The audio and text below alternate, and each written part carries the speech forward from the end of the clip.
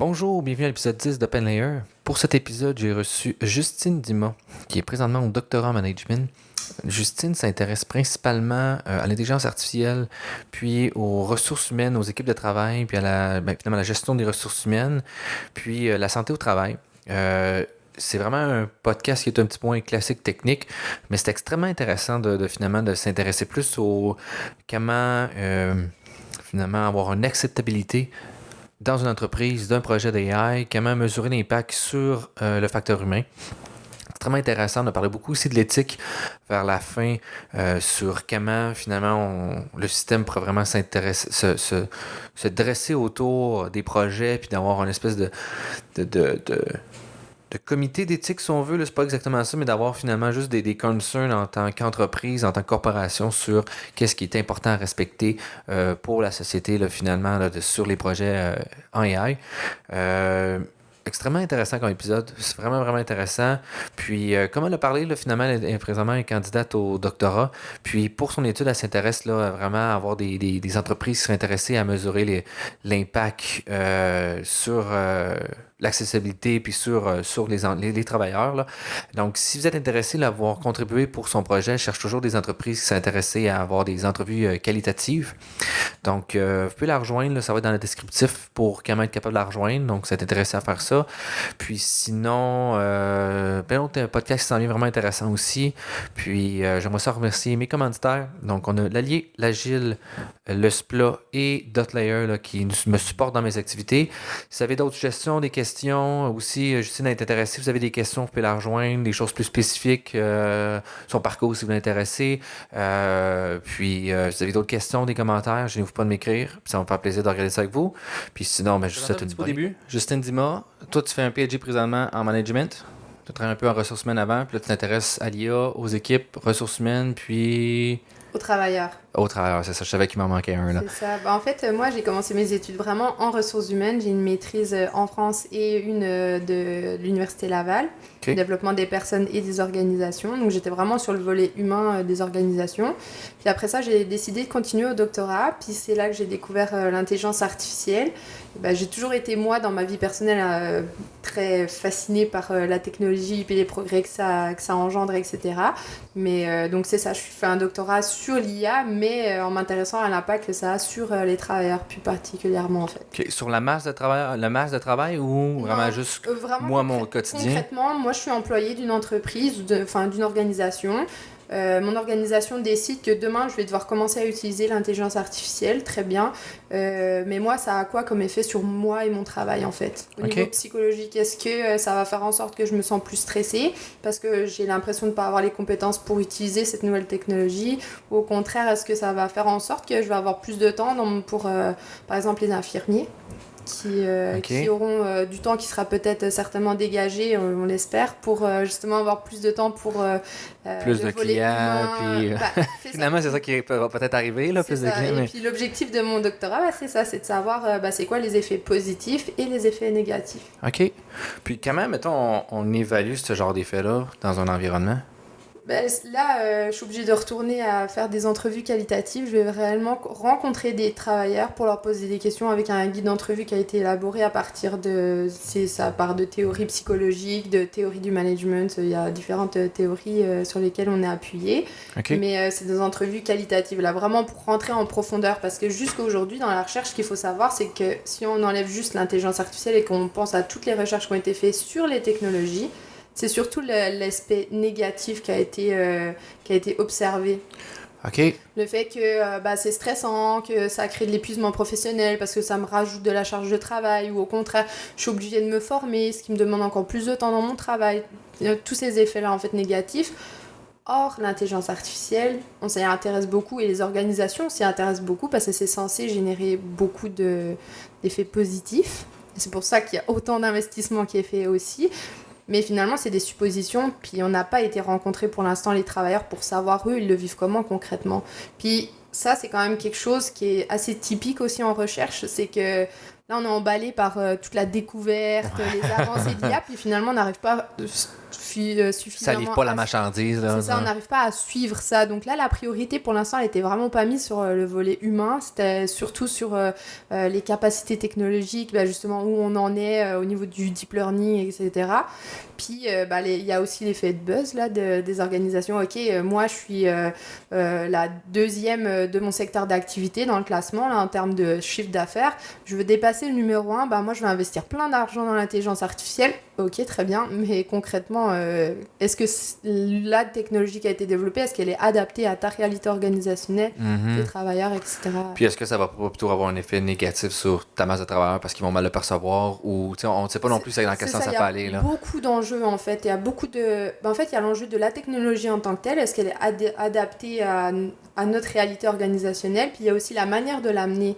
Parce que le volet conduite du changement est très important avec ces nouvelles technologies-là. Surtout que là, c'est vraiment une technologie dont les gens ont peur de manière générale. Il y a juste à voir avec les véhicules autonomes. Ça crée vraiment une panique générale jusqu'on a entendu parler de la Tesla, alors que... il y a plein d'autres technologies qui ont beaucoup de risques, là, comme par exemple Facebook ou...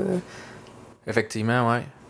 Puis, y a-tu, mettons, des métriques que tu essaies d'évaluer dans ces entrevues-là ou c'est vraiment plus comme de l'analyse vraiment quantitative, on va prendre telle personne a dit ça, puis on fait des relations avec d'autres concepts ou... Non, justement, moi, c'est vraiment du qualitatif d'abord. En fait, on est obligé de commencer par ça. Là, c'est des entrevues vraiment en profondeur avec des questions. Donc là, moi, je viens avec une grille d'entrevues qui est déjà préparée. Okay. Mais si, par exemple, il y a un participant qui m'amène un aspect auquel j'avais pas pensé parce que tout simplement on le connaît pas pour l'instant, je vais poser des questions pour approfondir puis pour en savoir plus.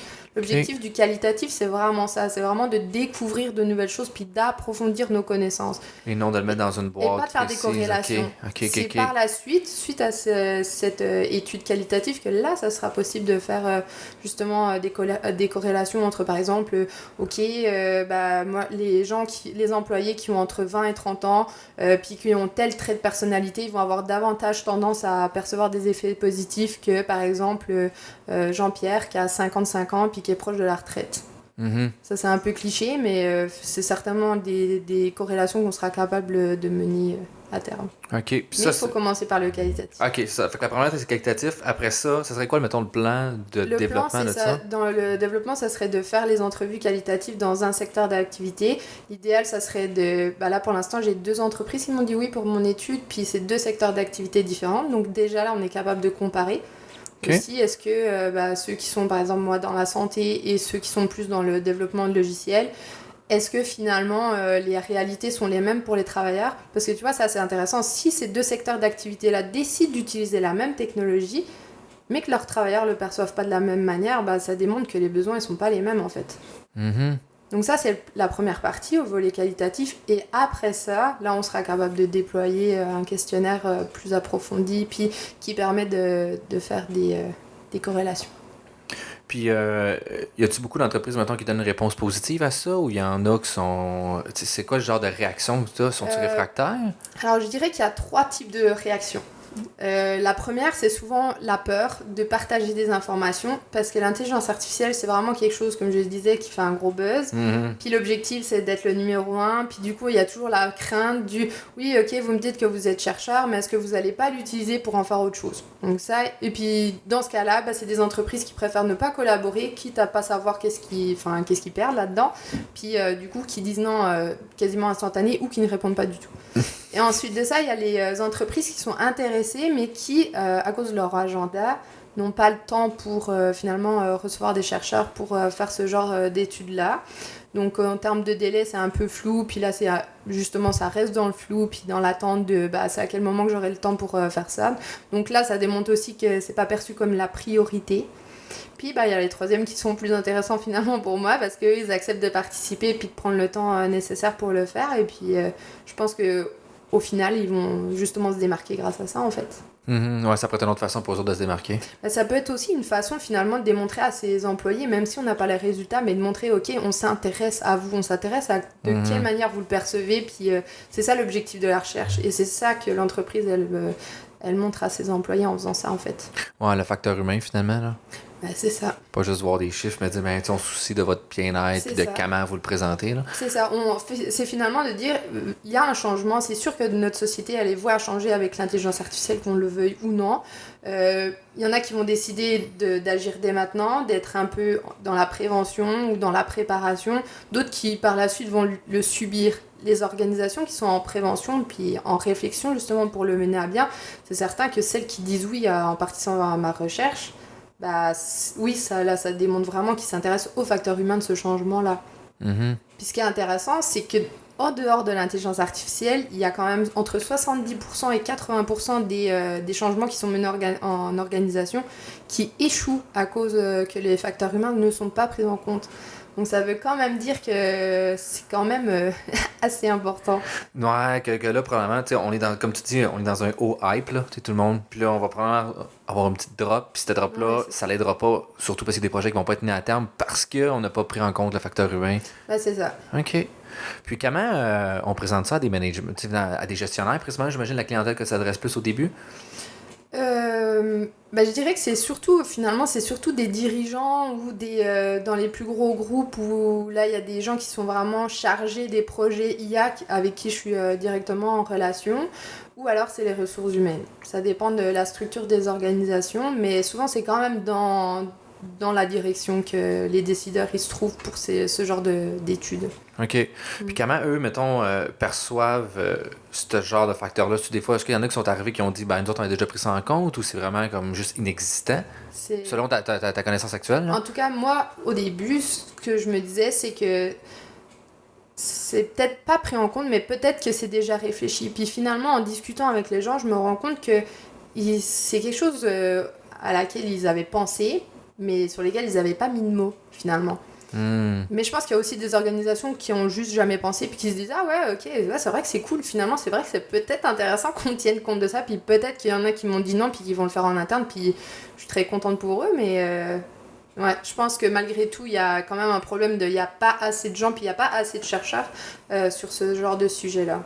Pour l'instant, avec toutes les conférences que j'ai faites, j'ai jamais rencontré quelqu'un qui était sur le même genre de sujet que moi. OK. La seule personne, le seul professeur que j'ai rencontré, c'est un professeur d'HEC Montréal qui, lui, s'intéresse aux barrières organisationnelles qui freinent finalement l'implantation de l'intelligence artificielle. Mais c'était des barrières organisationnelles, pas individuelles, pas travailleurs. Puis toi, t'es vraiment plus au niveau individuel, OK. OK. Y a-tu... comment, attends, au niveau je reconnais parler, tu as fait un peu de la ressource humaine. Y a-tu des impacts que tu vois, pas des transitions qui pourraient se faire au niveau de RH au niveau du AI? Genre, mettons, analyse de CV. Y a-tu des choses comme ça qui commencent à apparaître, que ce domaine-là commence à prendre en main? Mais je dirais que là, par exemple, l'exemple que tu cites, là, ça existe déjà, puis c'est utilisé depuis, je dirais, 3-4 ans minimum. De vraiment prendre des CV, puis juste sortir les keywords qu'on a besoin. Ouais. OK, ce candidat-là, on le flush tout de suite parce qu'il n'y a pas les keywords qui nous intéressent. OK, ah ouais. Le nom de la compagnie, je pense que ça s'appelle Reminder. C'est un Français qui a développé ça, mais je pense même pas qu'il est français d'origine. En tout cas, bref, il a voyagé à travers le monde, je pense. Puis lui, c'est vraiment, c'est quand même très vendu son logiciel là. Je pense plus ils ont des problèmes à avoir suffisamment de main d'œuvre pour gérer tout ça que de vendre. Que les idées de trouver ça. Non, pour vendre, je pense qu'ils ont vraiment pas de problème. Ben, j'imagine parce que tu étais capable d'automatiser finalement les processus. Mais c'est même pire que ça en fait. Ça automatise ça, puis ça crée des nouvelles opportunités. Je m'explique. Là, cet exemple de produit-là, il est capable de faire en sorte que, ok, je m'appelle Justine, toute ma vie j'ai été RH, puis j'ai développé des compétences. Par exemple, je suis quelqu'un qui est capable de communiquer en public, je gère très bien les gens, puis j'ai plein d'autres compétences. Ok, bah ça, Reminder, il va me faire une liste de mes compétences qui sont finalement utile dans mon travail, mais qui pourrait être utile aussi dans un autre métier. Et là, il est capable de proposer, finalement, il fait une des fonctions des ressources humaines qui est de faire de la gestion de carrière. Puis là, il est capable de proposer des autres pistes de carrière auxquelles, finalement, un RH normal n'y aurait même pas pensé, en fait. Par exemple, de dire, ok, bah, tu as toutes ces compétences-là, bah, peut-être que tu serais apte à faire, je sais pas moi, à diriger tout un département, qui est finalement plus de la gestion des ressources humaines. OK, donc d'arriver vraiment à dire à un candidat qui peut être à l'interne ou à l'externe, dire Hey, on pourrait te proposer tel poste, on pense que tu as les compétences à la vue de ton CV. Hey, c'est vraiment Puis, cool. ça, c'est vraiment intéressant parce que ça permet aussi, avec l'arrivée de l'IA, là, il y a certains secteurs d'activité dans lesquels on ne peut pas le nier, il va y avoir des emplois qui vont être supprimés. Ça permet de gérer cette transition-là aussi de carrière. C'est quand même un peu drôle. L'IA t'a fait perdre ta job, mais elle va t'aider à te retrouver peut-être une autre potentiellement qui pourrait mieux correspondre avec tes compétences ou peut-être même à ton intérêt finalement en bout de ligne, là, peut-être. C'est ça, parce que la difficulté aussi, c'est qu'à 20 ans, quand on commence notre carrière, on a peut-être aussi des envies qui changent, on cherche un sens, etc. Puis au bout de 10 ans de carrière, on a peut-être envie de faire autre chose, mais on n'a pas forcément le diplôme qui va avec ou le papier qui va avec, puis on n'y pense tout simplement pas parce qu'on ne le connaît pas, ce métier-là. Puis là, d'avoir certaines compétences qui sont identifiées, ça permet de faire des liens, puis de proposer finalement des nouvelles opportunités auxquelles on n'a jamais pensé. Peut-être que même le travailleur, il n'y a jamais pensé en fait. Ouais. Puis comment t'es arrivé à t'intéresser, mettons, AI? Comment ça s'est passé? T'as vraiment pas le profil, je veux dire, très proche de ça. Puis qu'est-ce qui a fait un déclic? En fait, comme je disais, moi, dans ma vie personnelle, j'ai toujours été très fascinée par la technologie. Je me rappelle de quand j'ai eu mon premier iPhone. Je m'étais vraiment dit, ok, c'est vraiment, ça n'a rien à voir avec ce qu'on connaît, c'est fascinant comment ils ont réussi à faire ça. Puis bref, dans ma vie personnelle, je lisais beaucoup sur ce genre de sujet-là. Puis un jour, j'étais à une conférence qui n'était pas du tout en intelligence artificielle, puis qui était plus en volet justement management, puis même psychologie. Je disais, ok, les technologies, mais là, ça parlait pas de l'intelligence artificielle, hein. Ça parlait de, par exemple, les emails, la pression que ça a sur un employé. Puis d'ailleurs, c'est des projets de recherche sur lesquels j'ai travaillé aussi à l'Université Laval. Puis là, je me suis dit, ok, mais finalement, j'entends toujours parler d'intelligence artificielle, mais pas dans la recherche, c'est bizarre. Puis là, j'en ai discuté avec ma directrice, puis elle m'a dit, ouais, ça pourrait être vraiment intéressant. Puis c'est comme ça. C'est un peu le hasard des choses, mais... Mais tu sais, quand même, ça a démontré que tu as trouvé un besoin qui existait, puis c'est exactement ça la recherche finalement, tu sais. C'est totalement ça. T'es juste arrivé, puis t'as Ouais. fait, je connais des choses, j'ai un intérêt pour ça, hey, il y a rien qui existe entre les deux, je vais faire le pont.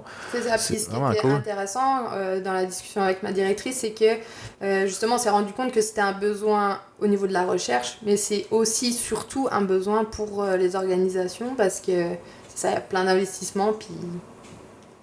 L'objectif de la recherche, c'est pas juste d'être dans une étagère, contrairement à ce qu'on pense souvent, c'est aussi qu'il y ait des résultats. On peut se l'utiliser, puis le reprendre. Finalement, c'est mettre une pierre à quelque part pour quelqu'un dire Hey, je vais la reprendre pour faire d'autres choses. Là. Totalement. Et puis c'est d'ailleurs pour ça que quand j'ai commencé à approcher des organisations là, pour recruter mes participants, je suis arrivée avec une proposition, mais comme j'aurais dit, c'est une proposition. Maintenant, si vous avez un besoin qui est plus particulier, plus précis, si vous avez besoin d'un type d'employé particulier, je sais pas moi, que ça soit tel type de métier, je suis ouverte à ça. Puis je pense que c'est ça aussi qui a fait en sorte que ça a intéressé des organisations, parce que c'est finalement flexible puis adaptable. Puis moi, mon objectif avec ça, c'est que ma recherche, j'ai pas fait un doctorat pour rien, puis que je me dise, ok, ça a fait une différence, puis ça a été utile pour une organisation. OK. Comment, mettons, on parle beaucoup là, des changements qui pourraient arriver. Comment quelqu'un, mettons, qui se dit, OK, ben moi, je vais me préparer, je veux leverager mon CV. Qu'est-ce qui pourrait être fait, mettons, que tu vois sur un employé quelconque pour leverager, pour être capable de répondre à ces nouveaux besoins-là? Aux nouveaux besoins qui vont être... Mettons des profils types, quelqu'un qui connaît absolument rien l'informatique, quelqu'un qui pourrait être un peu ça. Qu'est-ce qui pourrait des besoins de dire, ben mettons, là, j'utilise Word, c'est après tout ce que je suis capable de faire. Okay. Qu'est-ce que je devrais apprendre de plus? Ok, donc juste pour être sûr pour ta question, c'est de savoir c'est quelles compétences qui devraient être développées pour le futur finalement. Mettons, c'est ça, mais tu sais, il y a différents... Le futur proche, mettons, il y a différents profils. Pour moi, c'est pas un problème, fait que j'ai pas besoin de développer, mais quelqu'un qui... Je donne un exemple, ma grand-mère, ou non pas, excuse-moi, là, plutôt ma mère qui utilise ses courriels pour Internet juste pour ses courriels puis Word, puis ça arrête là. Puis l'autre personne qui est comme, ben je suis capable d'aller à Word, j'ai 25 ans, je suis à l'aise avec ces outils-là, mais qu'est-ce que je préfère pour me préparer finalement? Okay. Ben, je pense qu'il y a deux choses. La première, c'est de... On a toujours peur de ce qu'on ne connaît pas. Ça, c'est humain. On ne pourra jamais aller à l'encontre de notre cerveau. Il est fait comme ça. Puis les maudits biais cognitifs, là. C'est ça. Il faut toujours se rassurer en se disant qu'on est tous pareils, même s'il y en a qui ne le laissent pas paraître. On est tous pareils. Donc, je pense que la première chose, ça serait de s'informer de c'est quoi réellement l'intelligence artificielle. Puis, parce que là, on entend beaucoup intelligence artificielle, machine learning, deep learning, etc. Mais il y a beaucoup de gens qui ne savent pas concrètement qu'est-ce que c'est. Donc, je dirais de lire des choses qui sont faciles à lire. Il y a un livre, par exemple, que je recommanderais, c'est celui de Luc Julia, qui est finalement un chercheur français, mais qui a été à Stanford, au MIT, un peu partout. Puis, en gros, lui, c'est celui qui a développé Siri. OK. Donc, il a écrit un livre il n'y a pas longtemps, justement en français, et là, il va sortir la version en anglais, donc c'est pour tout le monde. Puis qui est dans des mots très simples et qui explique concrètement qu'est-ce que c'est l'intelligence artificielle. Puis je pense que ça, c'est déjà un premier pas, c'est quelque chose qui est facile à lire, c'est pas un article scientifique, là. Ouais, mais tu sais, déjà, au moins, quelque chose de plus facile d'approche, la barrière d'entrée est plus faible. Ça. Après, il y a aussi de plus en plus des réunions qui sont gratuites ou des formations auxquelles on peut assister, puis qui vulgarisent c'est quoi l'intelligence artificielle. Ça, je pense que c'est un premier pas, ou finalement, rien que de regarder tes podcasts, je pense qu'ils en apprennent aussi certainement. Ouais, mais c'est un peu plus technique. Ok. Parce que... Justement, peut-être de chercher... J'aimerais trouver justement quelqu'un, ça fait partie des plans que je cherche quelqu'un qui pourrait dire, le vulgariser. Okay. Parce que moi personnellement, je trouve ça difficile encore à vulgariser. J'ai de la misère des fois à mettre en contexte quelqu'un qui l'est pas, puis je pense pas que je suis assez un expert encore pour être capable de vulgariser au niveau vraiment entry level. Tu sais. Ouais. Il y a des choses pour moi que c'est vraiment comme assez... Je comprends, tu sais, on me parle de word embedding, ouais, c'est super le fun, je comprends c'est quoi, mais là, j'essaie d'expliquer ça à ma mère, je suis comme, oui. Okay. Ça va être ça. Ben, c'est ça, finalement, là, on vient d'identifier un besoin, là, donc ça serait de trouver ce genre de piste. C'est sûr, c'est beaucoup plus facile. Là, j'ai plein d'idées en anglais, mais pour des francophones, c'est certain que là, je pense qu'il y a quelque chose encore à faire. Mais malgré tout, il y a quand même des lectures qui sont accessibles, ou même sur le forum, le site internet du Forum économique. Ils expliquent aussi un peu c'est quoi les conséquences de l'intelligence artificielle sur les métiers, blablabla. Donc, je pense que ça, c'est une partie. Ça, c'est vraiment la base de la base.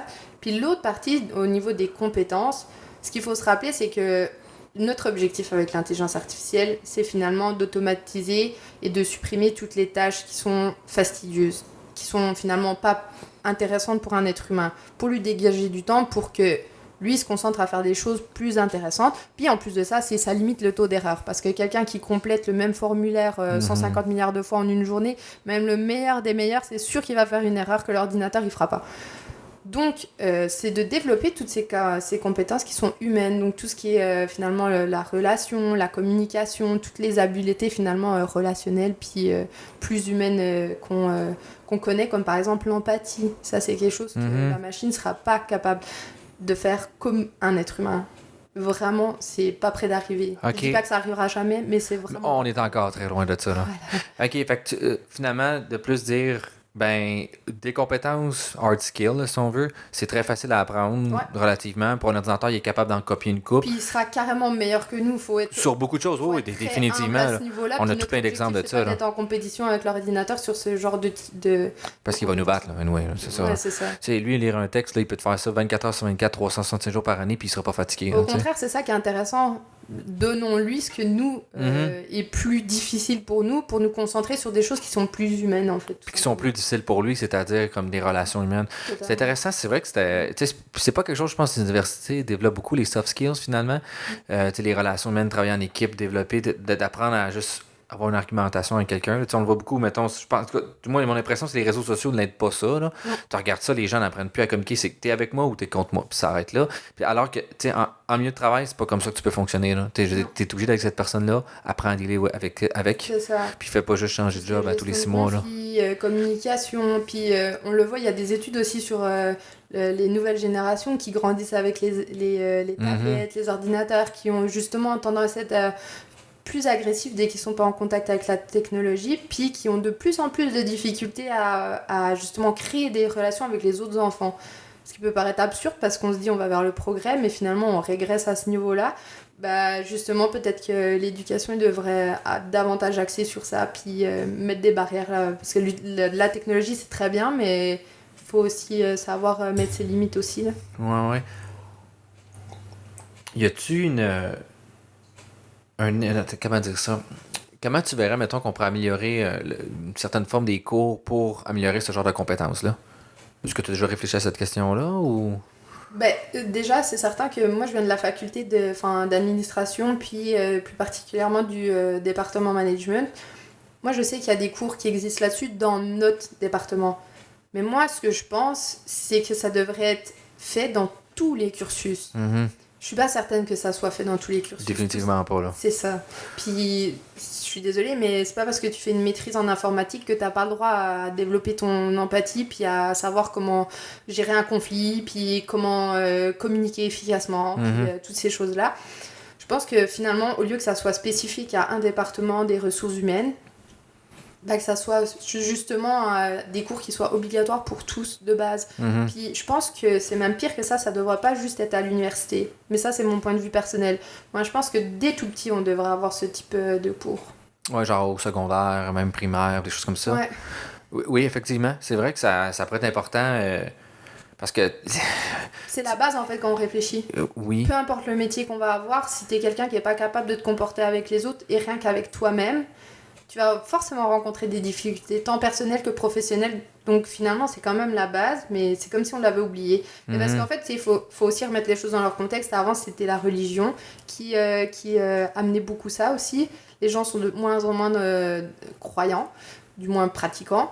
Ça fait en sorte que toutes ces valeurs-là, elles ont un peu disparu. Puis les familles aussi, qui sont le cadre dans lequel on est censé apprendre ça, se dissout de plus en plus. Donc c'est comme si l'environnement dans lequel on est censé apprendre ça n'existe plus ou presque. Et du coup, finalement, c'est peut-être le rôle de l'éducation, mais là, c'est un gros débat. Gros débat philosophique, là. C'est ça. Je suis mais... donc je vais pas m'embarquer là-dedans, mais... Non, mais c'est quand même quelque chose d'intéressant, finalement, de dire... L'IA va nous emmener à des compétences qui vont juste être plus nécessaires à personne d'autre va le faire. Donc, il va falloir, nous, qu'on se revalorise en tant qu'humains. Donc, retourner à des valeurs plus sources, qui est à dire la communication. Donc, il faudrait que les générations actuelles commencent, effectivement, les gens qui sont plus jeunes commencent à se dire, là, il faut que j'apprenne à communiquer. Là. J'ai travaillé dans un cours avec un professeur, puis on implantait finalement, parce que nous autres, dans mon baccalauréat à l'origine, en actuariat, il y a juste un cours de communication. Puis c'est comme tout silo, là, genre. Tu fais ta communication là, puis t'en as pas tout le reste de ton programme. C'est bien le fun, mais t'es pas bon là, après ça. Là. Puis c'était très. En fait, le cours était très axé finalement juste sur savoir écrire, puis la grammaire et les règles, tout ça. Donc, c'est même pas vraiment de la. Enfin, c'est plus de la communication juste écrite en fait. Exactement. Ça s'appelait communication en actuariat. Fait que là, arrête là, la communication, c'est pas juste ça. Là. Fait qu'on a implanté des oraux, finalement, en fait, juste un oral dans un cours. Puis au début, c'était difficile à faire passer. Les gens voulaient pas faire cette épreuve-là. Parce que c'est difficile. Ça fait peur parce qu'ils sont tout stressés. Mais oui, mais. Parce que je connais pas ça. Mais exactement, je connais. Souvent, on arrive à l'université à devoir faire justement des examens oraux, puis c'est quelque chose qu'on n'a pas connu avant, puis c'est ça le problème. Puis c'est comme tout en fait, c'est comme si on apprenait à faire du vélo à 21 ans. Oui, alors qu'on aurait dû commencer avant. C'est ça. Sans dire, OK, on sait que tout le monde ne sera pas un bon orateur, ça c'est correct, on peut délivrer le temps. Mais au moins savoir c'est quoi les bases. Puis d'être capable de s'exprimer, puis de dire, je suis devant mon équipe, je dois expliquer c'est quoi mon projet, puis je suis capable de le communiquer de façon cohérente, précise. Puis tout simplement de se connaître aussi. Il y a beaucoup de gens qui découvrent qu'ils sont introvertis, puis que c'est pour ça que c'est difficile de parler en public, mais que s'ils prennent les personnes, peut-être par groupe de 3, c'est plus facile. Ok, là, je sais que si je veux communiquer quelque chose qui est difficile, je vais agir de cette manière-là. Et ça, c'est des choses que finalement, pour l'instant, ça n'existe pas ou presque. Oui, effectivement. Là, je reviens un petit peu en arrière. Management, c'est quoi exactement que ça veut dire? C'est un fourre-tout. Donc, on prend tout, on met ça là-dedans parce que moi, je ne connais pas ça du tout. C'est vraiment l'objectif du management, c'est de savoir comment gérer des travailleurs. Ça, c'est à la base. OK. Donc, vraiment plus comme un terme de gestionnaire. C'est ça. OK. C'est ça. Le management, c'est juste que c'est un terme anglophone en réalité, mais on pourrait appeler ça gestion. Gestion, OK. De gérer, pas nécessairement des projets, mais gérer plus des équipes, puis te dire, moi, je m'occupe. Okay. Et après, ça dépend quel type. Tu peux gérer des projets, tu peux gérer des finances, tu peux gérer des individus. Donc, c'est vraiment ça, le management. Mais ce qu'il faut se dire, c'est que c'est vraiment une discipline qui est basée sur plein d'autres. Si tu veux savoir gérer des gens, tu es obligé de te baser sur la psychologie humaine. Tu es obligé de te baser aussi sur de la sociologie. Tu es obligé de te baser sur plein d'autres disciplines finalement qui sont à la base fondamentales. Et le management, ça a été créé un peu justement... pour être capable de prendre ces disciplines-là. Avec les organisations, c'est ça. Mais c'est vraiment l'application finalement au travail de toutes ces disciplines-là. OK. Ça, c'est au niveau maîtrise, au niveau bac? Management, non, ça existe à tous les... Bac, maîtrise, OK. Ouais. OK.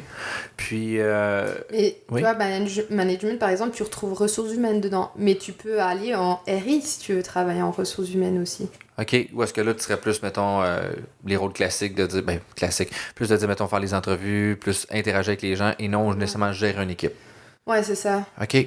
Je comprends la petite nuance. OK. C'est ça. Par exemple, si tu veux plus apprendre à gérer des syndicats, tu vas plus aller en RI que aller en management. Mais tu peux très bien avoir fait tout ton cursus en management, puis apprendre à gérer les syndicats aussi. C'est pour ça que c'est difficile. Hein. Puis ça, c'est encore un autre débat au niveau de la recherche puis des disciplines, parce qu'il y en a beaucoup qui disent « Ok, non, mais je ne veux pas aller en management parce que moi, je veux vraiment faire de la psychologie pure. » Ok, mais la psychologie organisationnelle, ma directrice, elle a étudié en psychologie.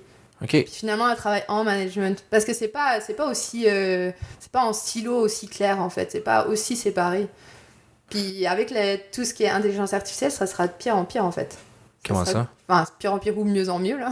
Ça Mais dépend. pire en pire de le définir, Non, mais parce finalement. qu'il y aura de plus en plus d'interdisciplinarité. Parce que Ouais, quelqu'un qui va effectivement. développer un produit en intelligence artificielle, il va avoir besoin de savoir comment ça va être impacté enfin, quel impact ça va avoir sur les travailleurs. Donc, il va avoir besoin de savoir comment ces travailleurs-là, ils perçoivent ce produit. Donc là, déjà, tu as deux disciplines qui vont travailler ensemble. Puis en plus, il va y avoir ceux du droit qui vont venir parce que est-ce que tu as le droit de collecter ces données-là? Ouais, ça va être Mais tu sais, c'est un peu, ça ramène toujours. C'est pour ça que les soft skills sont importants, parce que je pense de plus en plus qu'on va avoir des équipes multidisciplinaires plutôt que unidisciplinaires. Là. Ou en fait, je pense que c'est ça le mot, je suis pas sûr. Là. Parce que il y a trop d'impact sur ce qu'on est en train de faire. Puis les problèmes sont complexes, de plus en plus complexes. Ils sont pas difficiles en soi, mais sont tellement complexes que ça va prendre plusieurs cerveaux pour se répondre à ça. Là. Et c'est ça, parce que tu es spécialisé en technique. Toi, tu vas avoir ta spécialité, mais tu peux pas tout savoir. On est des êtres humains, on est limité. Donc, c'est pour ça que c'est très intéressant d'avoir des équipes multidisciplinaires. Ça permet de voir des choses, puis de penser à des... Finalement, ça se trouve qu'il y a même des produits en travaillant en collaboration, où être capable de le développer, mais beaucoup plus largement, puis qu'il soit plus approprié à la clientèle qui est visée, en fait. Ouais, puis plus accepté aussi. Bah ouais, parce que c'est ça, il y a beaucoup de produits qui sont développés puis qui finalement ne sont jamais adoptés ou qui sont adoptés mais qui finissent par ne plus être utilisés parce qu'ils sont pas appropriés. Penses-tu qu'on devrait rajouter l'aspect humain dans l'éthique au niveau de travail avec l'AI? Ouais. Puis je pense que l'Université Laval, ils doivent être très contents de ça parce que justement l'observatoire de l'OBVIA, ça s'appelle l'Observatoire des impacts sociétaux de l'intelligence artificielle. Ouais, c'est ça, ouais. Bah, dans lequel je suis là avec la cohorte, justement, bah, l'objectif c'est ça, c'est d'avoir des équipes multidisciplinaires, des gens de technique, des gens qui sont plus volets humains, pour réfléchir à des projets qui sont justement réfléchis avec tous ces volets-là. Mais oui, totalement, je suis totalement pour, puis c'est l'objectif de mon doctorat, là, c'est de faire valoir que c'est bien le progrès, puis je suis pour l'innovation, puis tout ça, mais je pense que c'est comme tout, faut que ça soit cadré, puis qu'on prenne en compte tous les enjeux, parce que sinon, ça finit... l'innovation, c'est une chose, le progrès, c'est une chose. Je pense qu'on peut très bien innover, puis sans forcément que ça soit très, très éthique non plus. Ouais, sans trop être à cheval, mais quand même juste de dire, mais Ouais, on a un c'est cadre ça. que tu dois travailler dedans. Essaie donc de penser aussi à l'impact humain, à l'impact de ci puis ça, C'est quand ça. tu fais tes décisions. C'est OK. ça, rien qu'une chose toute bête, le fait qu'on développe une technologie d'IA, puis elle est entraînée seulement sur des hommes blancs qui Oui. viennent des États-Unis, bah, je suis désolée, mais ça va pas représenter les femmes des pays de l'Est de l'Europe, par exemple. Donc ça, c'est un enjeu éthique, par exemple. Ouais, il y en avait un. J'avais deux fois, je le donne comme exemple, là, mais je l'aime bien. Je me rappelle plus comment il a fait ça, mais c'est un dataset qui finalement, c'est de la classification de si tu vas aller en prison. Donc, donc un dataset de personnes qui ont été. Puis là, il entraîne le modèle atteint une super performance, ils sont comme ah, c'est cool. Puis là, après ça, ils le prennent, puis ils l'envoient ils disent on va le tester. Je sais pas à quel moment ils sont dit on va le tester sur des photos de sénateurs. Puis tous ceux qui envoyaient en prison, c'était des minorités visibles ou très facilement visuellement, tu vas voir que c'était pas un blanc. Fait que là, t'es comme, puis après ça, il y a un problème, mais finalement, après ça, quand ils l'ont analysé, ils sont allés, je me rappelle plus avec qui ça, mais il me semble qu'il y avait embarqué des sociologues, tout dans l'équipe. Puis finalement, on dit, tout ce qu'il a fait, c'est qu'il a mimiqué l'humain. Puis l'humain, il fait quoi? Il fait de la discrimination raciale aux États-Unis. Donc, et voilà. Fait que le modèle a juste fait qu'est-ce que l'humain fait, puis il l'a reproduit, puis de la même mauvaise façon. Puis là, ils ont tout foutu à terre. Puis il y en avait un autre aussi qui avait parlé justement sur des systèmes de reconnaissance faciale où est-ce que les femmes noires étaient extrêmement discriminées par ce modèle-là.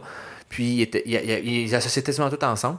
Finalement. Il y a rien que Google qui a identifié, je pense que c'était un couple d'Afro-Américains comme étant des gorilles. C'est quand même absurde de se dire que... Et puis on est quand même près... on était, je sais plus c'était en quelle année, mais ça fait pas 20 ans que ça arrive. Non. C'est ça. Donc ça c'est passé, ça a été entraîné sur des... finalement, comme tu le dis, sur le biais des gens qui l'ont créé. Puis faut faire la distinction parce que faut pas se dire que les gens qui ont développé ces produits-là étaient forcément racistes. Non. C'est pas ça la chose. Mais ils ont pris un dataset qui, indirectement, sans s'en rendre compte, était comme, c'était minorité. Certainement que Google, c'était pas son intérêt là, d'avoir ce résultat-là. Puis j'ose espérer. C'est ça, moi aussi, je sais ce que j'étais en train de chercher comme mot là, mais j'espère qu'ils étaient de bonne foi. Mais c'est juste qu'il faut avoir conscience que justement l'intelligence artificielle reproduit nos biais, et c'est juste qu'on s'en rend davantage compte parce que c'est amplifié. Parce qu'il nous met en pleine face, c'est ça qui fait vraiment mal. C'est vraiment amplifié parce que là, c'est des milliers et des milliers de données, puis nous les humains on a quand même notre petite gêne, puis c'est même on va penser quelque chose mais on va pas forcément dire devant la caméra que là l'IA pouf elle va nous sortir le résultat. Il trouve des patterns, c'est juste ça qu'il fait. C'est ça. Surtout ça c'était des photos avant on prenait des fils puis on appliquait des affaires, fait on n'allait pas chercher d'autres choses en arrière, on se disait non ça se peut pas qu'on fasse ça, on va juste faire des fils, puis la précision était somewhat intéressante, mais là on a pris des modèles qui sont capables d'atteindre des précisions inimaginable, puis tu apprends juste rien, il fait juste essayer de classifier, il trouve des patterns, puis qu'est-ce qu'il trouve comme pattern? Ben, tu m'as donné ça comme pattern, je te l'ai juste reproduit. Il y a LinkedIn aussi qui proposait finalement avec son intelligence artificielle les postes avec meilleur salaire seulement aux hommes et pas aux femmes. J'ai jamais vu ça. Ouais. Ça c'est pareil, c'est encore une fois, c'est juste la réalité de ce qui se... En fait, beaucoup de gens ont peur de l'intelligence artificielle, mais en fait, il faut pas avoir peur de la technologie, c'est des gens qui sont derrière qu'il faut avoir peur, parce que finalement, c'est s'il n'y a pas un comité qui est représentatif de la population, c'est sûr et certain que ça sera pas adapté. Puis c'est pour ça que il y a un autre aspect aussi, c'est si le logiciel est développé en Chine. Il est appliqué, développé, entraîné avec des données en Chine, avec leurs normes éthiques à eux. Est-ce que moi j'ai envie d'avoir les normes éthiques de la Chine qui est en train de surveiller leurs citoyens en leur donnant des scores s'ils passent qu'on a vu, c'est un beau débordement de l'IA, là, ça. Voilà, avec raison d'avoir peur, là. Définitivement, parce que finalement, pour des systèmes totalitaires, c'est l'outil parfait de surveillance. Il est capable de cruncher des centaines de données à la seconde comme ça. On peut penser à la NSA, même genre d'affaires. S'ils ont accès à c'est sûr qu'ils ont commencé à avoir accès à des ressources de même. J'imagine pas la quantité d'informations supplémentaires qu'ils peuvent traiter, là. C'est là que ça devient effrayant. C'est finalement, c'est toujours la sécurité par rapport à tous ces conflits-là. C'est pour ça qu'après, il y a finalement les représentants des différents pays qui sont en train d'en parler à tous les regroupements internationaux parce qu'ils sont en train de réfléchir à ça puis se rendre compte que c'est vraiment des enjeux qui sont non négligeables. Je pense que le Canada peut être fier parce que c'est grâce à Justin Trudeau que le Canada a été le premier à avoir je sais pas si tu le sais. La charte à Montréal, Non. La stratégie canadienne, pan-canadienne, finalement, c'est Justin Trudeau qui l'a déployée puis annoncé de manière publique devant le monde entier. Et c'est le premier pays à l'avoir fait. D'avoir un plan stratégique sur l'IA. Ok, j'ai peut-être vu passer ça. Je me semble j'ai un souvenir l'année passée, mais ça fait à peu près dans la dernière année. En 2017 que le Canada a annoncé. C'est ça. Donc c'était vraiment... J'étais pas encore dans les AI tant que ça, fait que c'est peut-être pour ça. Là. Je me protège. Vraiment... un des premiers acteurs, c'est le premier, vraiment. C'est vraiment très cool. Ben, c'est sûr qu'il y a aussi, on a quand même un acteur, Yoshia Bengio, qui est assez présent, qui est, du moins, de son discours, sans démontrer qu'il veut, que ce genre de conscience-là, il a vraiment, justement, la conscience de l'impact de l'humain. Oui, exactement. Nous autres, Université Laval, et beaucoup François aussi, la Violette, qui est vraiment beaucoup là-dedans, que là, présentement. Lise Langlois, qui gère l'Observatoire aussi. Effectivement. Qui est une éthicienne à la base, ça démontre aussi que... Il y a du sérieux qui commence à se mettre en place. Puis le gouvernement lui a fait confiance en lui donnant justement cet observatoire-là. Donc je pense que non, autant le Québec que le Canada de manière plus large, c'est vraiment un précurseur, c'est ça dans le C'est bien que tu aimes apprendre ça. C'est quand même très bien.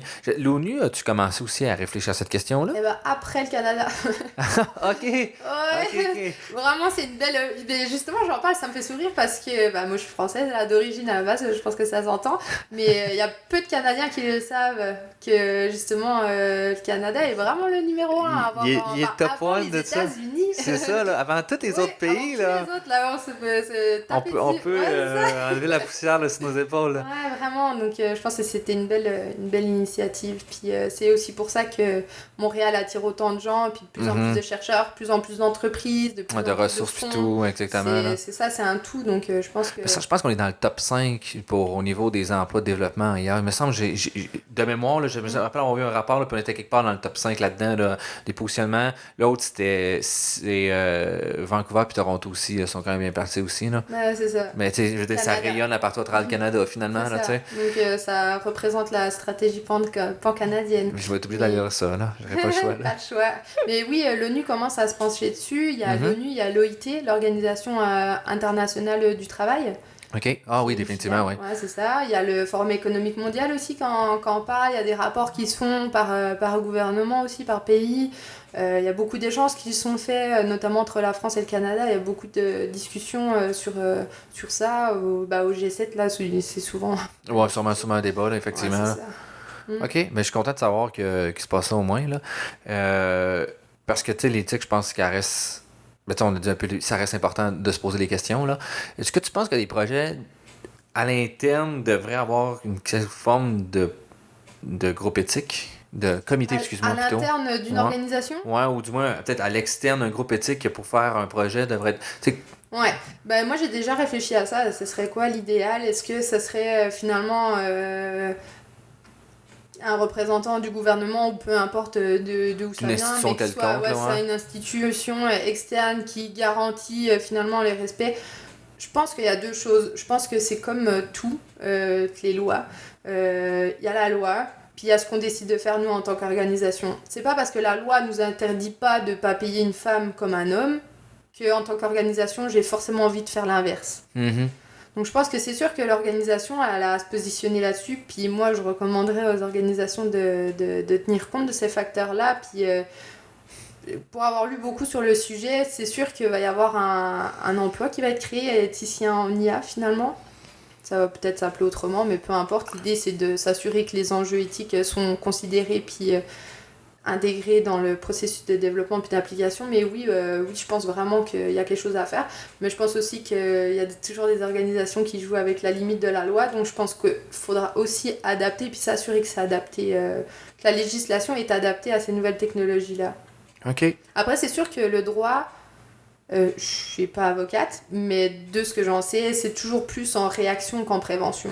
Ouais, effectivement. Mais pour le coup, pour une fois, l'IA, c'est la première technologie pour laquelle on discute autant en amont, finalement. Effectivement, c'est vrai qu'il n'y a pas eu au Canada encore, du moins dans ma connaissance, de débordement de l'IA, mais on a déjà ces discussions-là sur hey, non, faut pas aller jusque-là parce qu'on le sait le potentiel que ça peut atteindre. On l'a vu, on le voit en Chine, on voit des choses. Fait que c'est vrai qu'effectivement que la loi va peut-être un peu plus en amont, ce qui serait rare. Parce que comme on a le cas présentement sur, mettons, avec le Desjardins, qu'est-ce qui est arrivé avec la fuite des données, puis tous les autres qui ont suivi dans l'atelier après ça, que là, la loi commence à se dire ouais, il faudrait peut-être qu'on fasse des lois finalement pour protéger les données, puis obliger les entreprises à protéger les données des gens. C'est quoi les conséquences de si jamais c'est pas respecté? Parce que des hackers, il y en aura toujours. Définitivement. Puis on pourra jamais les supprimer, puis il y aura toujours des gens qui franchiront la barrière du légal, puis c'est juste qu'il faut avoir conscience de ça, puis agir en conséquence. Mm-hmm. Puis là, il y a pas longtemps, j'ai donné une formation à Montréal, au CHUM, puis j'ai trouvé ça intéressant. Il y a un des participants qui m'a dit... Mais oui, c'est sûr que là, il y a eu un gros vol des données chez Desjardins, mais au final, les conséquences, les gens, ils sont quand même assurés, donc quand bien même ils se font voler de l'argent ou peu importe, il y a une assurance pour ça. Mm-hmm. Mais si ça arrivait dans le secteur de la santé, il n'y a pas d'assurance équivalente pour je me suis fait voler toutes mes données sur ma santé. Est-ce que un employeur qui tombe dessus, il pourrait pas finalement me discriminer à cause de ça, même s'il ne s'est pas dit de manière officielle? L'assurance collective, là, bah, ça va me coûter c'est cher, je vais pas prendre cette personne-là, oui. Ouais, c'est ça exactement. Puis j'ai trouvé vraiment son point intéressant, puis j'avais pas la réponse, puis je l'ai toujours pas aujourd'hui, mais j'ai trouvé ça vraiment intéressant de se dire ok, mais Puis c'est qui devrait garantir ça? Est-ce que c'est des assurances privées? Puis que dans le futur, en tant qu'individu, là, on assure sa voiture, on assure sa maison. Est-ce qu'on va avoir une assurance des données personnelles? Ouais. Je sais pas. Je sais que j'avais assisté, tu sais, il y a eu, à peu près il y a 2 ans, là, il y avait une grosse avec le Bitcoin, là, le blockchain, tout le monde parlait de ça, là, c'était le buzzword. Puis j'avais assisté à des conférences un peu sur ça pour m'intéresser justement c'était quoi. Puis il y en a un qui, finalement, ce qu'il essaie d'avoir en médical, c'est d'avoir, tu sais, le concept de blockchain, puis d'avoir la propriété de données dans une blockchain. Donc, de dire, il y a une clé d'achat pour sécuriser les données, mais pour avoir accès aux données, il faut que, finalement, tu dois donner la clé, le password, qui est 256 caractères, genre. Donc, c'est impossible à juste hacker ce password-là. Puis tu deviens comme propriétaire des données, sauf que là, il y avait tout à comment mettre ça en place, parce qu'il y a une décentralisation techniquement, donc c'est pas censé être la RAMQ qui protège ça, c'est censé être un autre organisme. Puis cet organisme-là, comment tu sécurises ça? Il faut que tu sois incité par une force de travail, il y a des contrats à respecter. Donc c'est quand même toute une structure. C'est vraiment complexe à répondre comme question, là, de dire qui peut être propriétaire. Puis finalement, ce qu'ils disaient, nous autres, on devrait donner la propriété des données aux gens, puis les gens pourraient les vendre comme ils veulent, faire ce qu'ils veulent avec leurs données. Ils disaient, telle étude, tu serais intéressé par mes données, ils me donnent 150 pièces parce que normalement, ils les ramassent gratuitement. Là. Donc là, les faire payer. Sauf que là, l'autre problème, c'est que je ne sais plus c'est qui me dit ça, mais c'était une conférence sur la sécurité, puis que lui, le keyword, la chose qu'il avait le plus ordonné, il dit il faudrait que les gens développent des outils de sécurité pour empêcher les gens de volontairement donner leurs données. Parce que souvent, c'est les gens qui volontairement donnent leurs données. Non, mais quelque part, c'est souvent, pour la majorité, un manque de connaissance des conséquences. Je pense à mon père, il n'a pas grandi avec une tablette puis un ordinateur chez lui. C'est certain que lui, quand il va cliquer sur le premier lien qu'il y a sur Google, il sait pas que c'est une pub dans laquelle il y a plein de cookies puis d'arnaques. Qui te ramassent plein d'affaires. Qui te ramassent plein d'affaires sur ton ordinateur. Donc lui, les conséquences de l'intelligence artificielle puis les dérives, mais c'est loin au-dessus de lui. C'est pour ça que je pense que le principal enjeu qu'il va y avoir pour la société, c'est la compréhension de qu'est-ce que c'est concrètement l'intelligence artificielle pour savoir c'est quoi les vrais risques, c'est quoi les effets positifs. Puis après, si la personne elle est informée puis qu'elle décide quand même de donner ses données, libre à toi. C'est ça, c'est ton nature qui est pas de prendre des décisions. C'est un choix, puis si tu as envie de te faire payer pour ça, c'est un choix. Puis qu'est-ce qui pourrait être une bonne plateforme pour finalement démocratiser l'AI? Selon toi? Est-ce que ça serait, mettons, des podcasts comme on fait là, ou des conférences obligatoires? Je pense qu'il y a différentes manières d'agir, puis je pense que la solution, c'est pas que ça soit une seule, parce qu'on a tous on n'apprend pas tous de la même manière. Il y en a qui vont l'apprendre en lisant, et d'autres qui vont l'apprendre en faisant l'expérimentation concrète. Puis ça va dépendre de l'âge aussi. Ça va pas être la même solution pour un enfant de 5 ans que pour quelqu'un qui a 50 ans. Donc je dirais qu'il y a plusieurs choses. Je suis certaine que les podcasts c'est déjà une bonne solution. Le fait qu'il y ait de plus en plus de cours qui soient adaptés à ça aussi, je pense que c'est très intéressant. Des cours, tu parles à l'université ou ou peu importe. Au cégep, des choses comme ça. Ouais, c'est ça. Je pense qu'il y a déjà des cours qui ont commencé à faire ça? Il y a certaines écoles qui sont plus en avance que d'autres, mais je pense qu'il y a encore une grosse marge de progression à ce niveau-là. Ouais, parce que déjà, ça te prend un professeur qui connaît le sujet, puis déjà, on a de la misère à recruter des gens pour en faire des entreprises. Fait qu'avant d'être professeur, je pense qu'il y a...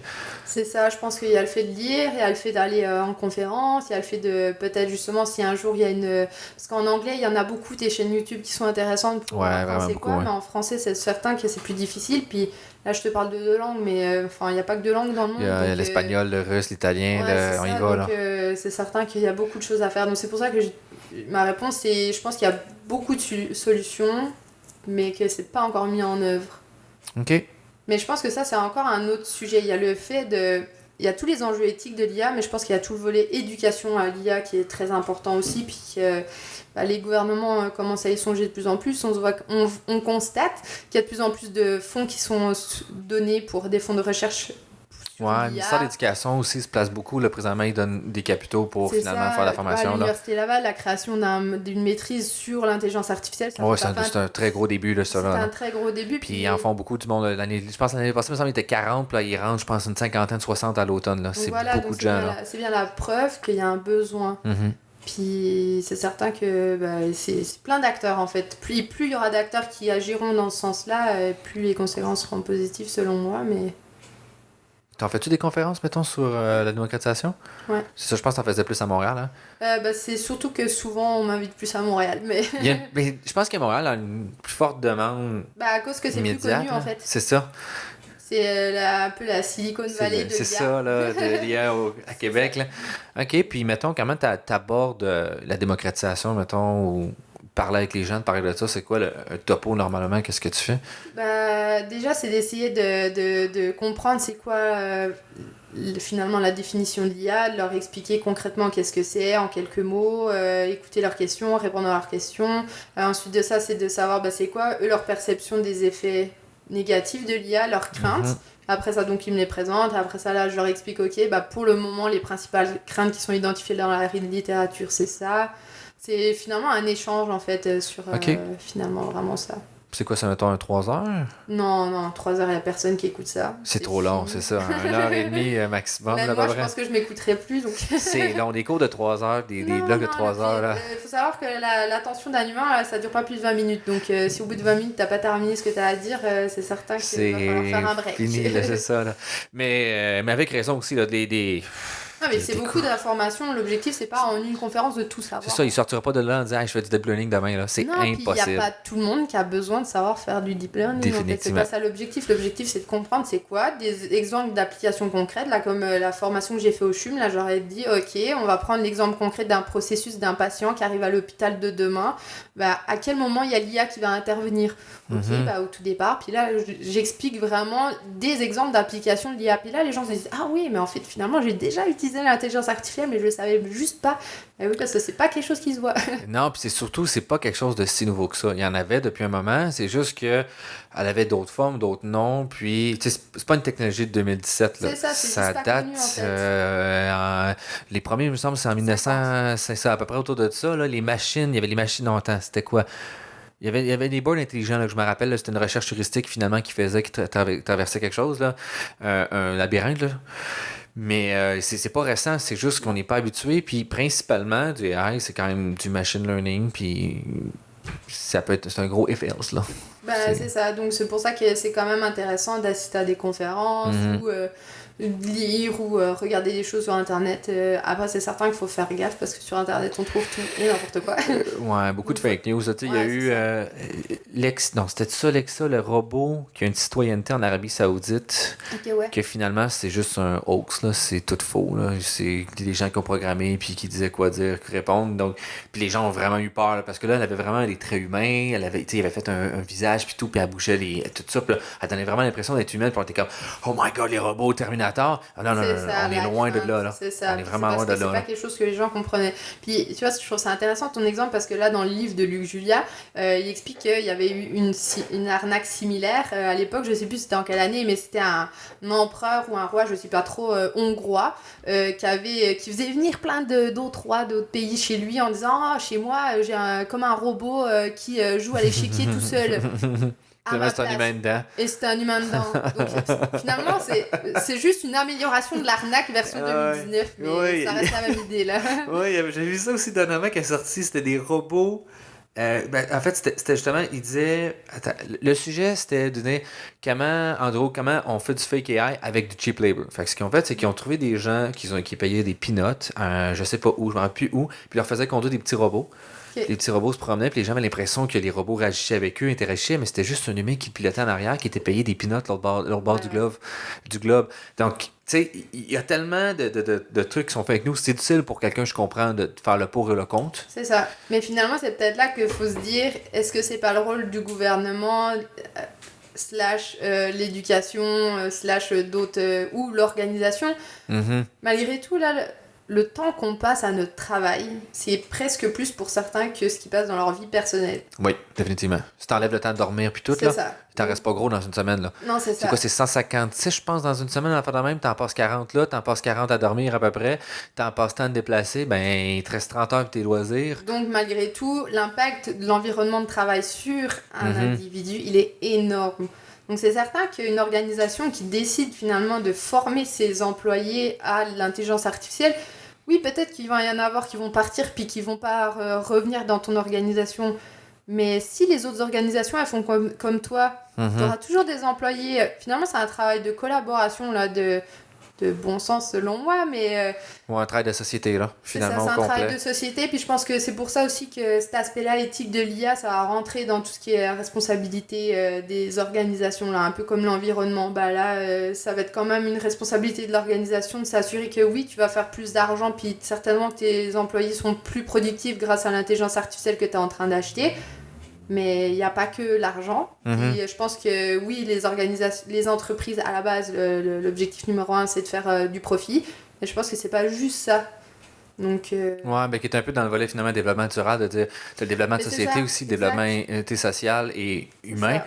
et non juste de, tu sais, les gens pensent beaucoup au développement durable, c'est juste finalement l'environnement, mais c'est pas du tout juste ça, là. Non, c'est beaucoup plus C'est beaucoup plus complexe que ça. Mm. Mais oui, effectivement, c'est vrai que je pense que c'est beaucoup de changements de société qui sont en train de se mettre en place. Mm. Puis c'est de comment finalement les promouvoir, puis d'avoir des acteurs Oui, intéressants qui promouvoient ça il aussi. faut se Là. dire aussi que les organisations, elles sont pas toujours de mauvaise foi non plus. Non. Parce qu'il y a beaucoup d'employés qui se disent ok, mais moi mon patron il s'en fout de moi. Non, mais c'est juste pas ça. Il sait peut-être juste même pas lui-même comment t'accompagner à travers tout ça. Il y a des mauvais gestionnaires, mais il y a aussi des mauvais employés qui ne perçoivent pas bien qu'est-ce qui se passe. Puis il y a des gestionnaires qui savent juste pas eux-mêmes qu'est-ce que c'est l'IA, puis comment tu peux. C'est comme si tu voulais apprendre l'espagnol à quelqu'un, puis que toi-même tu parles pas espagnol, c'est juste pas possible en fait. C'est exactement la même chose. Oui, définitivement. C'est un très bon parallèle de comparaison, là. D'arriver à dire, ben non, mais c'est ça, l'espagnol, ça ressemble à ça de même. Non, mais. Tant Despacito que tu vas être bilingue. Oui, c'est un bon parallèle, ça. Ouais, non, l'éthique, c'est vraiment quelque chose d'intéressant, là, d'ailleurs, là, que moi, personnellement, nous autres, en tout cas, du moins, mon environnement, on se pose beaucoup de questions sur ça, quoi faire aussi. Puis, beaucoup aussi la reproductibilité aussi, finalement, là, de dire, OK, on a des expériences qu'on essaie de plus de mettre dans des boîtes, là, finalement, puis d'être capable de reprendre, là, puis de transférer la connaissance à d'autres, là, réellement, et non d'avoir du fake news à côté c'est ça. dans des articles, là, parce que ça va vite. Ça va très vite, tu sais, je me rappelle plus c'est combien, là, mais il y a un nombre phénoménal d'articles sur le AI / deep learning / toutes ces affaires-là qui se sort sur Archive, finalement, qui est...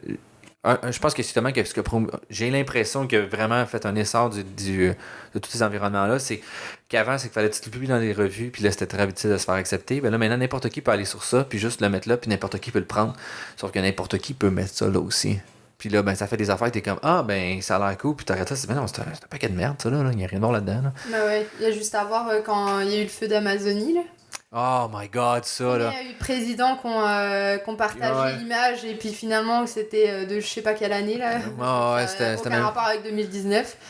Puis c'est quand même des présidents, là, qui ont partagé ça. Donc leur équipe, eux-mêmes se sont fait avoir. Comment un citoyen lambda, il se fait pas avoir, enfin... Définitivement. Mais là, justement, Facebook essaie de mettre... Mais même Google. Google aussi, ça, il essaie d'encadrer plus justement les concepts de fake news puis de tout ça. De là. les détecter en fait. Exactement. Il y a Deepfake qui existe finalement qui est capable de prendre des vidéos et de changer le visage puis de faire dire quelque chose à quelqu'un d'autre. Mais là, Facebook et l'équipe de Yann LeCun a justement sorti un dataset puis un des tasks à voir qui est comment la collectivité peut réussir, la collectivité scientifique, à battre justement des fakes puis d'être capable d'arriver puis détecter ce genre d'affaires-là. Parce que c'est effrayant, mais en même temps, quand tu le regardes comme faux, c'est pas si bien fait que ça. Là. C'est juste que la tendance en va vers ça. Puis un moment donné, on va être capable de faire ça. Mais souvent, il y avait des vidéos que tu pouvais avoir dans une demi-heure, t'envoyais un échantillon de ta voix pendant une demi-heure, il te renvoyait une vidéo de toi qui disait d'autres affaires. Mais il y avait quand tu regardais ça, c'est sûrement fait par quelqu'un en arrière, en fait, un humain, et non par un vrai système informatique. Fait que là... mais pour quelqu'un qui est technique, tu connais l'IA, t'arrives à percevoir ça, mais quelqu'un mon père, là, il sait pas. C'est tout le temps ça. Wow!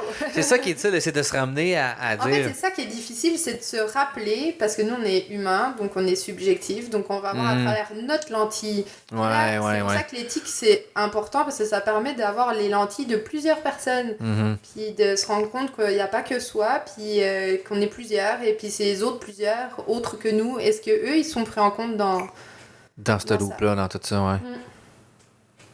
Ouais, c'est très intéressant tout ça. Mettons, là, on n'a pas tant parlé de ton parcours finalement, plus que parler de toute l'éthique à travers ça. Là. là, au niveau du doctorat, là, c'est quoi? C'est à ta première, deuxième, troisième année? Non, là, j'en suis à ma 4e année. 4e année. Fait que là, techniquement, tu vas bientôt finir. Là. Oui, c'est ça. C'est pour ça que Techniquement. là, je suis en collecte des données. Ok. Là. J'ai 2 organisations qui m'ont dit oui, mais je continue de prospecter pour... Pour être capable de finir parce ça. que plus j'ai d'organisations, plus je vais être capable de faire des comparaisons, puis ça sera pertinent pour les organisations qui participent, en fait. Puis aussi pour la recherche de tous. Pour la recherche, c'est sûr. Fait que tu penses que tu finis ça quoi, dans 1 an, 2 ans, 3? Un an. Un an? Et demi max. 1 an et demi max? Motivé. Après ça, c'est quoi les plans? Je dirais que je savais pas qu'un jour je finirais. À la base, moi, je suis athlète de haut niveau en judo, ok? Ah oui? Donc, j'ai rien à voir avec l'intelligence artificielle, ressources humaines, etc. Puis, ok, Et je mais suis arrivée là comme ça. Donc, t'as au juste final- tombé sur le judo ou tombé sur l'éducation, finalement, d'aller faire le des études? judo, c'était depuis que j'étais enfant, puis j'étais en équipe de France, puis tout ça. Ok. Mais je me suis blessée aux 2 épaules, donc là, à un moment donné, je me suis retrouvée sans rien, sans finalement le plan que je m'étais fait de qu'est-ce que je vais faire de ma vie.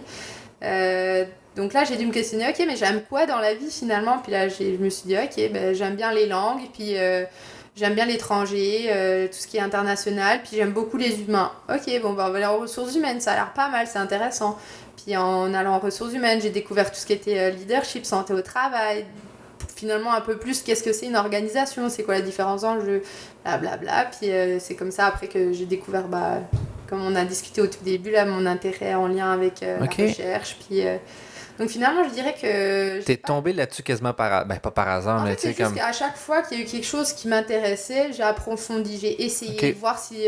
au début, ma directrice est venue me voir en me disant, quand j'étais encore à la maîtrise, je fais des projets de recherche, est-ce que tu connais ça, la recherche? Non. C'est quoi? Là, elle m'expliquait c'est quoi l'objectif de faire de la recherche scientifique. Je me suis dit, c'est intéressant, là, c'est pour le bien de la société, donc ça rejoint des valeurs que j'ai moi personnellement. Puis j'ai toujours avancé comme ça dans ma carrière, finalement, en alliant ce qui m'intéresse moi à titre personnel. Qu'est-ce que je pourrais apporter moi dans mon travail? Ok. Finalement, essayer de le changer, quand j'avais puis de 20 ans, je l'améliorer. savais là. même pas c'était quoi faire de la recherche. Si personne me l'avait présenté, j'aurais jamais su que je voulais faire ça. C'est pour ça que je dis que je trouve ça intéressant les technologies qui te proposent des autres chemins de carrière auxquels t'as pas pensé, parce que moi personnellement c'est un peu le hasard de la vie. Des rencontres que j'ai faites puis des discussions que j'ai eues, mais je pense que c'est plus intéressant, en tout cas personnellement, d'évoluer dans une carrière comme ça, là, que plutôt de se dire c'est ça que je vais faire, puis là, finalement t'arrives, puis t'es comme puis tu crées une déception. Exactement, là. Ouais, mais ça peut être très stressant pour des personnes qui sont pas qui ont de la difficulté à s'adapter, qui ont besoin d'un contrôle sur leur chemin de carrière, puis ça dépend des personnalités, là, c'est pas un jugement du tout. Là, non, je comprends. Là, moi, c'est très facile pour moi. Là, j'ai décidé que je partais au Canada terminer mes études un peu sur un coup de tête parce que j'ai rencontré l'université Laval à Paris lors d'une exposition. J'ai dit, c'est cool. À la base, je voulais aller en Australie. Et j'ai débarqué le 26 décembre en hiver à Québec. Donc, surprise! Donc, c'est pour dire à quel point je suis très flexible dans mes projets. Mais t'es encore ici, t'aimes ça l'hiver, finalement. Ça, là. finalement, c'est cool. Finalement, la petite neige à Paris, là, des fois qu'il y avait, là, était pas si pire que ça. Hein? Non, mais moi, je viens de Franche-Comté, je suis un peu une tricheuse. Je viens de la frontière avec la Suisse. Donc, je connais ça la neige. Ok, c'était pas ça une surprise. Là. Non, le moins 40, là, il n'y a que chez vous que ça existe. Oui, il y a même pire que ça aussi, mais tu sais, t'avais déjà vu le facteur neige, puis que, tu sais, parce Plus que des Parisiens, ouais. C'est ça, exactement, tu sais, d'expliquer de la neige à quelqu'un qui n'a jamais vu de la neige. Mais ça peut être une très belle découverte aussi, hein. Oui, définitivement, c'est ça, mais ça me rappelle. C'est pas toujours une belle découverte. Non plus, c'est ça, mais moi, la chose la plus drôle, j'ai expliqué, c'est à quelqu'un qui avait jamais vu de la neige, puis dire, tu sais, il me dit, qu'est-ce que vous faites en hiver? Genre, vous arrêtez de travailler? Je dis, non, on a comme des tenues adéquates. Non, mais tu sais, puis là, mettons, pour les autos, vous faites quoi? Je dis, on a comme des gros camions avec une pelle de métal en avant, genre un gros bloc de métal, puis on pousse la neige chez les bords, là. OK, mais genre, il y en a beaucoup. Je dis, tu sais, oui, ça peut monter quasiment aussi haut que moi des bancs de neige, puis tout. Tu sais, là, lui, là, c'est comme. C'est complètement absurde, ouais. Pour lui, c'est inimaginable. Il est comme. Mettons, tu vois des photos sur Internet des cas extrêmes où est-ce que, tu sais, ça dépasse des maisons, puis tout ça. Fait que là, lui, il était comme, mais comment vous faites pour vivre, tu sais, tout arrête. Ben non, tout fonctionne encore, là. Ben, tu sais, des fois, il y a des journées que c'est plus lent, puis tout, mais c'est ça, notre réalité. Là, c'est comme, OK, c'est comme vous avez des pluies, des fois pendant des mois, ben, nous autres, on n'a pas ça, c'est dans la neige à la place. C'est ça. Fait que, mais. Ça m'a pas empêché de rester, donc. Fait que c'est une bonne chose, là. Ouais. Mais je dirais que c'est surtout les rencontres que j'ai fait ici qui m'ont plus que le climat. Surtout les personnes que j'ai rencontrées ici, autant professionnelles que personnelles, qui ont fait que je suis encore là aujourd'hui. Par exemple, moi, ma directrice, pour rien au monde, je serais allée dans une autre université. Ouais, pour la Même relation, si là. j'avais eu la possibilité d'avoir une université qui est certainement plus prestigieuse que l'université Laval, bien que l'université Laval est quand même très cool. Mais tu sais, il reste des plus C'est prestigieuses. ça, Mettons, il y on en a pourrait des penser au plus. MIT ou des choses comme ça, Ouais, Harvard ou n'importe exactement. quoi, là. Et j'aurais jamais pris le risque d'avoir une relation de doctorant et directeur de thèse qui était peut-être un peu plus compliquée, là, comme Mhm. on peut en entendre parler. Donc, Peux-tu en parler un peu, mettons, sur... de ça? ben, dans le sens, tu sais, je pense que c'est une réalité pour les étudiants au Oh deuxième et oui, troisième cycle totalement. d'avoir des relations... Ouais. tu sais, moi, j'ai entendu des histoires de Oh, bah, proches de moi de dépression, là, puis tu sembles Ouais. aussi en avoir entendu. Ouais. Euh, Bah, il y a beaucoup de cas de directeurs de thèse qui sont eux-mêmes en épuisement professionnel. Parce mhm. que la recherche, ça devient de plus en plus difficile, il faut beaucoup publier, puis tu es en compétition pas seulement avec les autres universités, mais des fois entre collègues, puis Mhm. au-delà de ça, avec toi-même, parce que on te met des attentes qui sont parfois irréalistes avec la vie de ta vie personnelle, tout simplement. Mais pour en revenir au problème avec les directeurs de thèse, je pense que c'est des deux côtés. Parfois, il y a des directeurs qui engagent des doctorants, qui disent oui, oui, j'ai conscience de qu'est-ce que ça va être, mais un doctorat, c'est quand même vraiment difficile, faut se l'avouer. C'est beaucoup d'investissement personnel.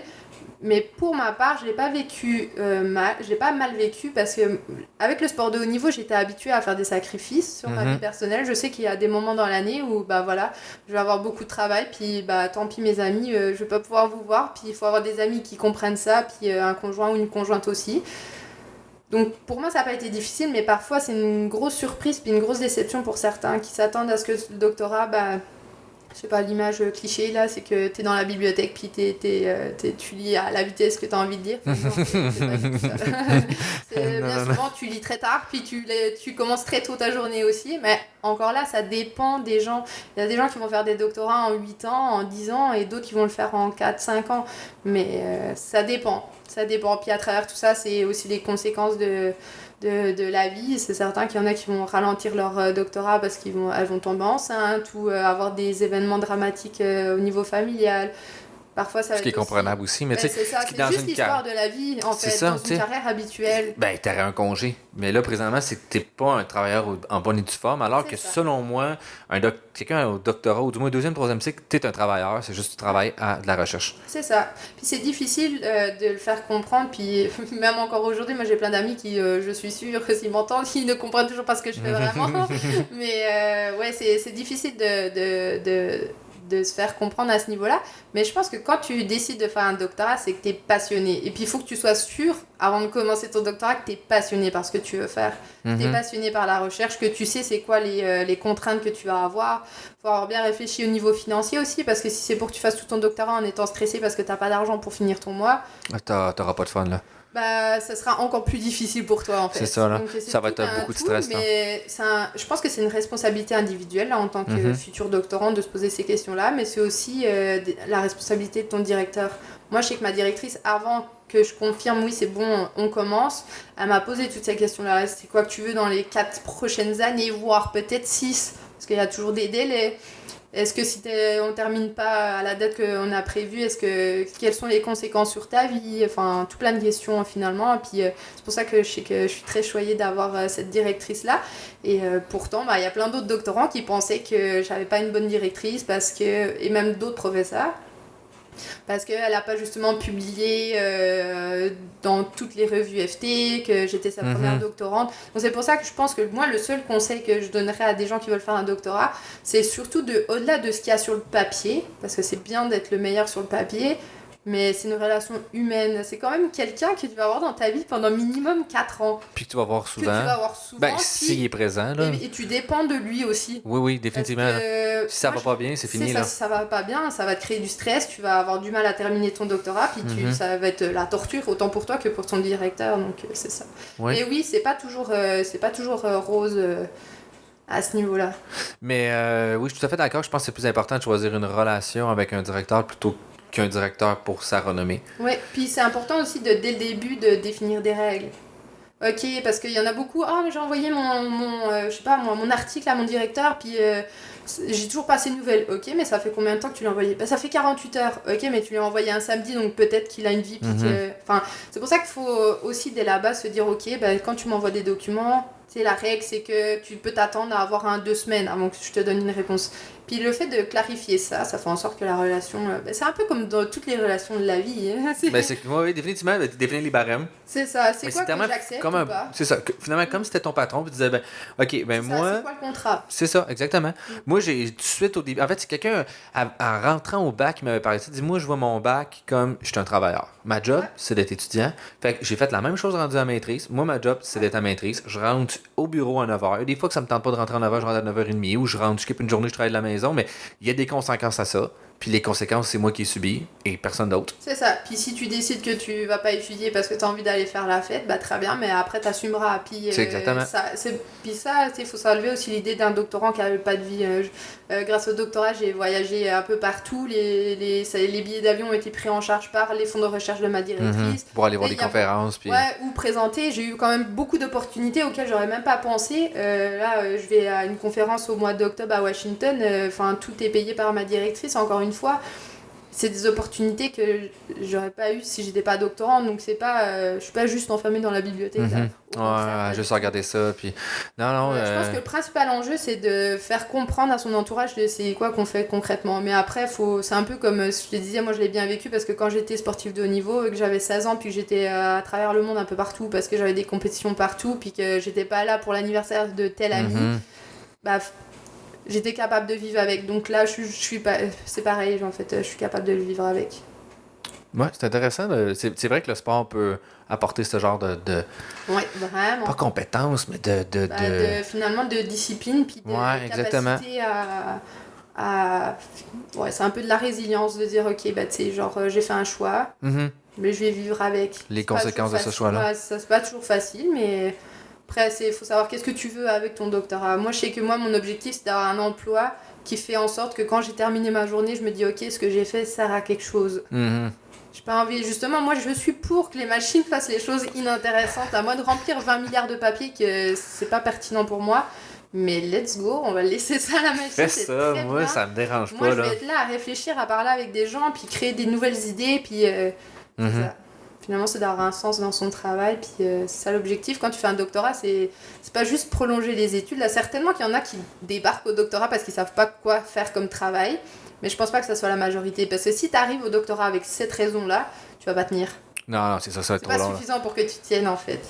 Comme tu as dit, c'est 4 à 6 ans. 3 ans, il faut vraiment que tu sois malade assez forcené. 3 ans, ça va dépendre. Là. Comme par exemple, moi, dans ma faculté, c'est pas possible. 3 ans parce que tu as déjà ta première année, c'est des cours. Fait que tu peux pas déjà faire de recherche. Non, c'est ça. Mais ou sinon, faut que tu travailles comme un malade mental. Là. Ouais, mais même encore là, je pense vraiment pas que ça soit c'est ça, c'est la seule option, si tu veux faire en 3 ans avec ta première année qui est de cours, c'est que tu utilises les données que ton directeur a déjà collectées, mais finalement, est-ce que le processus d'apprentissage est le même? Je pense pas. Non, définitivement, là. Ou que même pas c'est trop difficile là, effectivement, mais c'est pas l'objectif, t'es là pour apprendre, pas terminer vite, c'est devenir un chercheur, c'est un métier, c'est pas juste lire. Ça va plus loin. Puis que ça. C'est aussi le fun aussi. Moi, des choses que j'aime le plus présentement, je suis pas au doctorat, mais à la maîtrise, c'est des fois d'arriver à dire, hey, j'ai toujours voulu apprendre ça.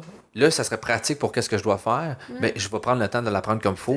Là, je le fais. Puis, des fois, je vais passer 2-3 jours à gosser sur des affaires quand même relativement, peut-être pas impertinentes, mais tu sais, qui n'est pas essentiel, mais que moi, je trouve qu'il est important à mes compétences. Je le prends, je l'utilise pour développer mes affaires.